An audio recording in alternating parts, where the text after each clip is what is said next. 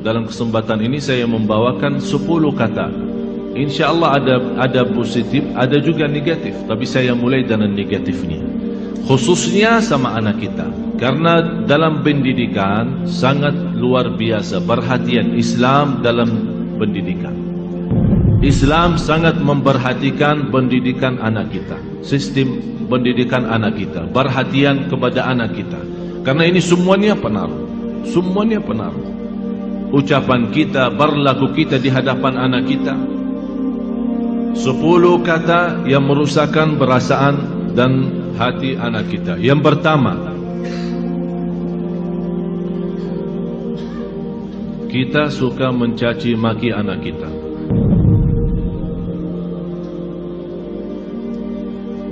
Ini sebuah bahaya, apalagi kalau kita lagi emosi. Dan saya selalu sampaikan kepada jemaah, kalau lagi emosi, jauh daripada anak. Jauh. Jangan jadikan anak korban. Saya tidak enak membawa ucapannya karena kita di dalam masjid. Tapi ada banyak yang saya heran mengucapkan kata-kata yang saya malu sampaikan. Sama siapa? Sama anaknya sendiri. Kalau sama orang lain kita malu mengucapkan, apalagi sama anak kita.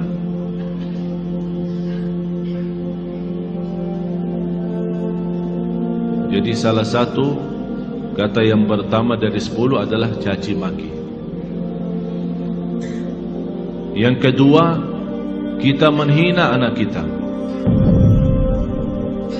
Bagaimana menghina anak kita? Ya di depan kawan-kawannya. Kalau dia bersama kawan-kawannya di dalam kelas atau di sekolah, kita datang jemput atau hantar, tapi kita suka menghina anak kita di hadapan mereka.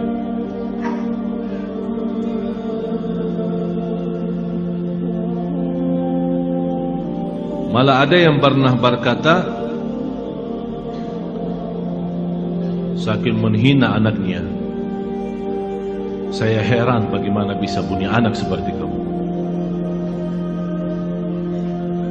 Apalagi di depan orang, di depan kawan-kawannya. Bisa di saat itu anak kita tidak nangis, tapi sudah mati rasa. Sudah mati rasa. Akhirnya menjadi hati kecil. Susah kita bina untuk menjadi anak salih salihah karena kita sudah hancur duluan. Sudah kita hancurkan duluan. Itu yang saya selalu sampaikan. Itulah namanya durhaka orang tua kepada anak sebelum anak durhaka kepada orang tua. Atau kalau dia punya saudara banyak, jangan menghina. Kalau ada sebuah berlaku yang tidak bisa kita terima, kita bisa nasihatin dengan cara yang baik, bukan di depan orang. Karena itu namanya nasihah, bukan fadihah. Nasihah adalah mengingatkan dengan cara yang baik, tapi fadihah membukakan aibnya di hadapan orang. Alasannya, niat saya menasihatin.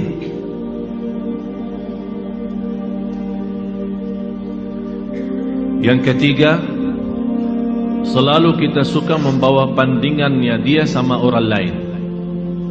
Ini lihat, abang kamu jauh lebih pintar.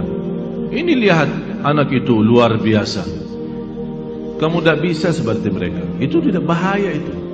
Ini mengakibatkan apa? Kecil hati. Yang kedua, benci sama orang itu. Akan menimbulkan rasa benci. Jadi akan selalu berlawan. Di mana ketemu kalau diajak main tidak mau sama. Karena kenapa? Karena kita selalu bandingkan ini A sama B. Apalagi kalau dia punya adik-adik yang lain. Coba adik kamu, abang kamu, kakak kamu, pintar bacaannya, pintar najinya, pintar salatnya. Kamu apa sih?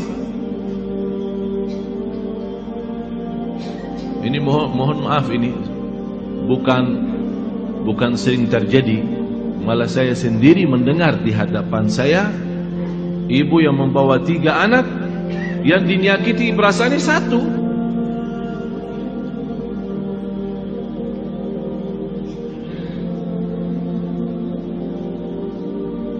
Bahaya lidah itu. Bahaya. Jadi jangan kita membandingkan anak sama orang lain.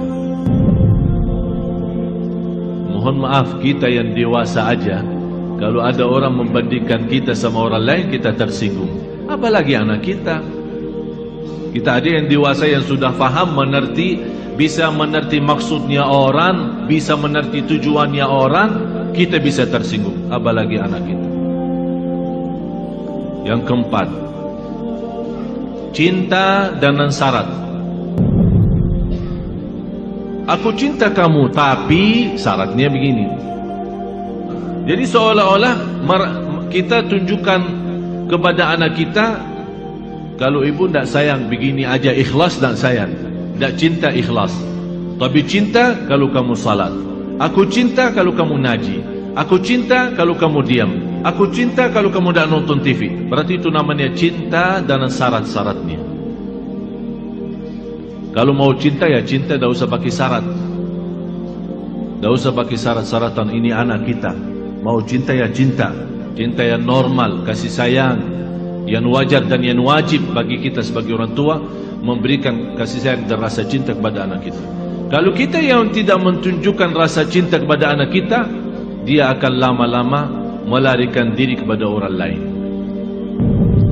Memang mohon maaf Bapak Ibu, bisa anak kita karena dia kecil tidak mengerti menyampaikan perasaannya, tapi dia mampu menyampaikan perasaannya dari hal berlakunya.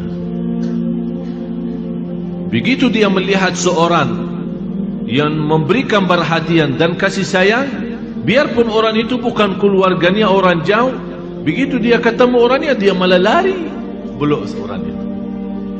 Sepertinya kehilangan rasa sayang di rumahnya.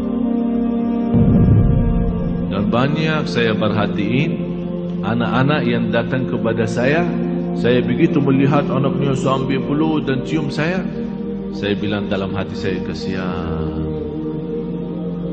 kehilangan rasa cinta dan sayang dalam rumahnya.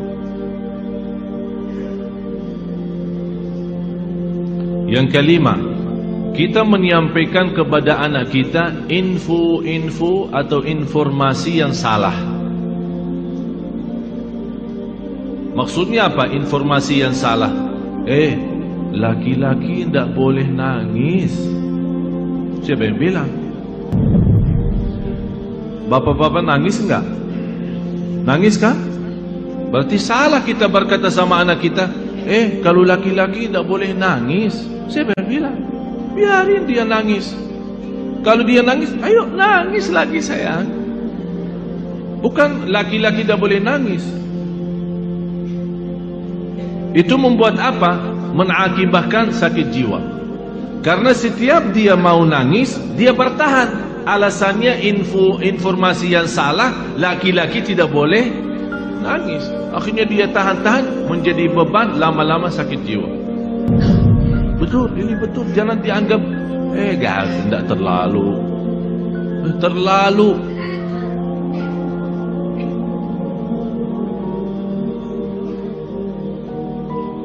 Yang keenam, ini yang lebih bahaya.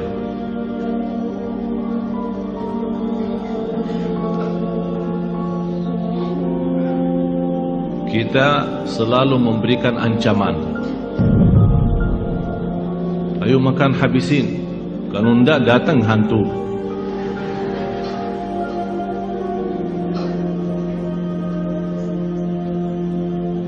Mau tidur enggak?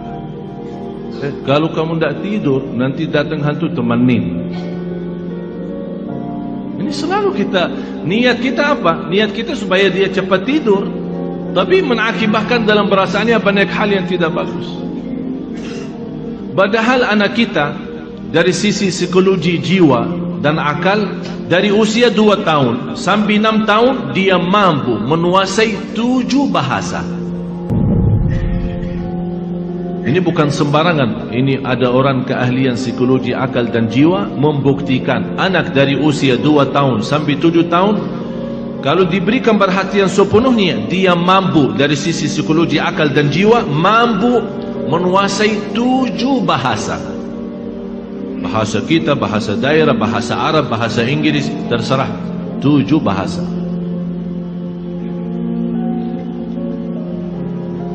Tapi kenapa kita sia-siakan kesempatan ini yang emas yang luar biasa? Kenapa kita siakan? Yang ketujuh, kita selalu melarang anak kita berlaku sesuatu tapi tanpa sebab. Artinya tanpa menjelaskan kenapa. Tak boleh ini. Dia minta sesuatu, tidak ada. Saya mau ke sana, tidak boleh. Saya tidak ada, diam sini. Jadi kita suka larang, tidak boleh, tidak ada, tidak bisa, tapi kita tambah menjelaskan sebabnya. Kalau anda mau larang, tolong jelasin sebabnya. Tak boleh nonton TV kalau sudah malam, karena nanti mengganggu matamu. Ini ada alasan kenapa kita larang. Kalau makan sampai habiskan makanannya, karena di dalam makanan ada barakah. Kita tidak tahu di barakahnya yang di mana.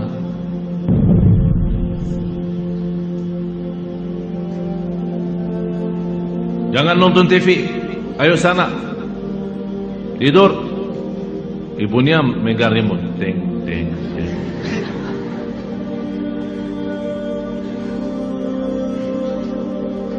Anak kita bisa pendiam ya. Mungkin ada di antara anak ibu-ibu yang suka lawan. Tapi ada yang diam sudah masuk ke kamarnya. Tapi Allah Maha tahu perasaannya apa di saat itu. Dilarang nonton TV, malah ibunya enak-enak nonton TV.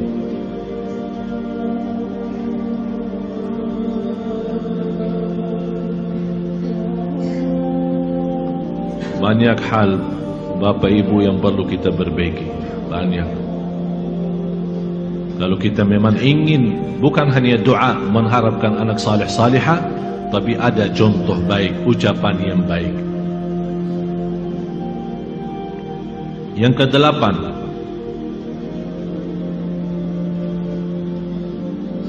menhancurkan perasaan atau menhancurkan kepercayaan anak terhadap dirinya.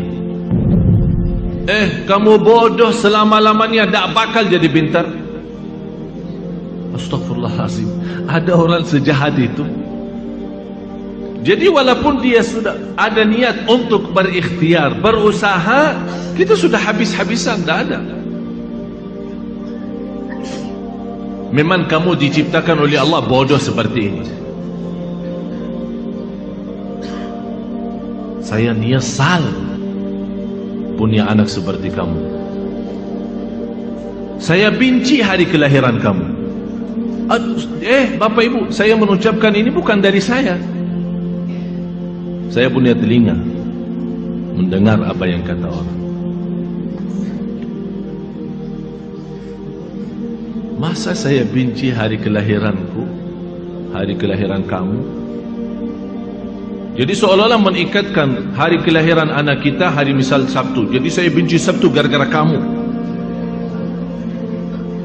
Ya Allah, ini sudah betul-betul menghancurkan total anak kita. Yang ke-9, kita berdoa terhadap anak kita doa yang buruk. Saking kesal perasaan kita sama anak kita, dan dia keluar dari rumah tanpa minta izin dan ridha kita, langsung itu, mudah-mudahan kamu celaka. Rasulullah sallallahu alaihi wasallam melarang orang tua mendoakan anaknya buruk. Kalau terjadi diijabah doanya akan menyesal, kata Rasulullah. Biarpun ibunya, biarpun bapaknya betul-betul sakit hati sama anak, begitu dia mendoakan celaka, terjadi kecelakaan itu, pasti dia nyesal dan sedih, bisa nangis, dan bisa tidak memaafkan dirinya terhadap apa yang telah dia ucapkan. Kalau anda tidak mampu saking sakit hati sama anak kita, tidak bisa mendoakan baik, kembali lagi, lebih baik diam. Kalau tidak bisa berdoa baik, lebih baik diam. Tapi bahaya, jangan mendoakan anak ini celaka. Yang ke-10, kita suka membongkar dan membuka aib anak kita di hadapan orang lain.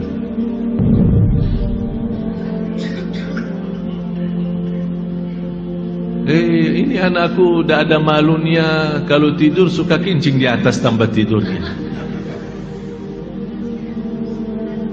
suka buang air di tempat tidur. Capek aku setiap hari bersihin tempat tidurnya karena bekas kencingnya. Ini kan dicerita sama kawan-kawannya di sekolah. Apa yang akan terjadi? Kawan-kawannya apa? Senang atau gimana? Kesempatan kan? Setiap dia tanda,